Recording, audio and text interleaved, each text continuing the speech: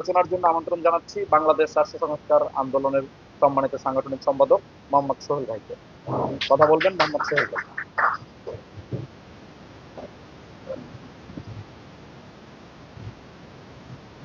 আজকের এই আলোচনা সভায় সম্মানিত সভাপতি, উপস্থিত আলোচকবৃন্দ এবং যারা শুনছেন এবং মিডিয়ার সকলকে রাষ্ট্র সংস্কারের পক্ষ থেকে ধন্যবাদ।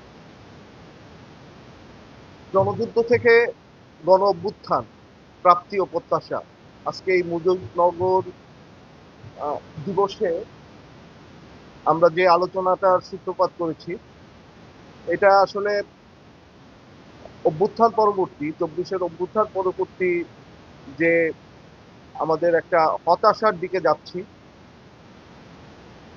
সেই আলোচনাটাকেই আসলে আমি মুখ্য করে আলোচনার মধ্যে রাখবো। 17 এপ্রিল বৈদ্যনাথ তলায় আসলে এই শপথ গ্রহণ করেছিল, এটা একটা নতুন দেশ, নতুন রাষ্ট্রের সূচনা। এবং সেইখানে যদি আমরা একটু খেয়াল করি, আমাদের অপারেশন সার্চলাইট 24 তারিখে হয়েছিল, আর 17 এপ্রিল আমাদের এই একটা সরকার গঠন হয়েছিল। অর্থাৎ এই যে আক্রমণ, এর আগে আমাদের সুসংগঠিত একটা রাষ্ট্র তৈরির যে পরিকল্পনা, সেটা না, আক্রমণের মধ্য থেকেই আসলে এই যে জনযুদ্ধের যে বিষয়টা, আসলে আমরা জনযুদ্ধ, আক্রমণ প্রতিহত করতে গিয়ে এই যুদ্ধটা হয়েছে। আমরা খুব বেশি একটা স্বাধীন রাষ্ট্র তৈরি করার যে প্রস্তুতি, সেই প্রস্তুতিটা ছিল না। এটা আসলে এই মুজিবনগর সরকারের যদি ইতিহাসটা একটু দেখি, যে সেখানে আসলে ভারতের সাহায্যের জন্য একটা সরকার গঠন, আন্তর্জাতিক বিশ্বের জন্য, তো এইভাবে করতে হয়েছে।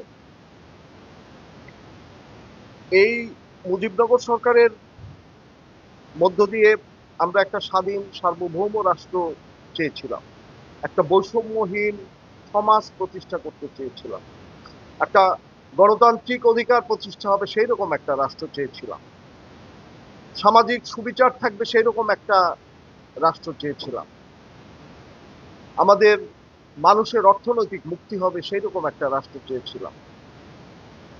তো এই রাষ্ট্রটা আসলে এখন পর্যন্ত 24-এর গণ অভ্যুত্থানের পরও আমরা এই যে কয়টা কথা বললাম, যে রাষ্ট্রের সৃষ্টির যে উদ্দেশ্যগুলো, মুজিবনগর সরকারের যে শপথ নিয়ে এই রাষ্ট্র তৈরি করেছিল, সেই জায়গায় আমরা এখনো ঘুরপাক খাচ্ছি। বাংলাদেশে যে সরকার, মুজিবনগর সরকারের পর যে সরকার